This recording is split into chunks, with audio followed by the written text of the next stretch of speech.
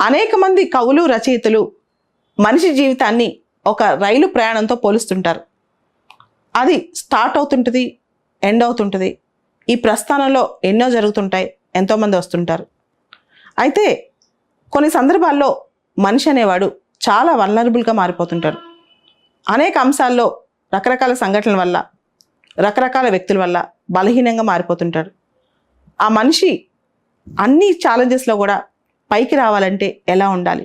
చాలా స్ట్రాంగ్గా ఉండాలి.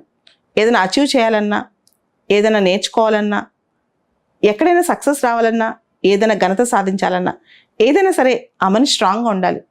సో ఇన్ని వల్నరబిలిటీస్లో, అంటే ఇన్ని బలహీనతల్లో మనిషి స్ట్రాంగ్గా ఎలా ఉండగలడు? ఒక్కటే, మనిషి తనతో తను చాలా హార్డ్గా ఉండాలి, తనతో తను చాలా కఠినంగా ఉండాలి. సాధారణంగా మనం అనుకుంటూ ఉంటాం, అందరూ కఠినంగా ఉండాలి, మనం చాలా లిబరల్గా మెత్తగా ఉండాలని. అది కాదు. మనతో మనం కఠినంగా ఉండాలి, ఇతరులతో మనం కఠినంగా ఉంటాం కాదు. మనతో మనం చాలా డిసిప్లైన్డ్గా, హార్ష్గా ఉండాలన్నమాట. మనల్ని మనం హార్ష్గానే ట్రీట్ చేసుకోవాలి. మన లక్ష్యాల విషయాల్లో, మన ఫోకస్ విషయంలో. ఇది కనుక చేస్తే మనం ఖచ్చితంగా పైకి వస్తాం.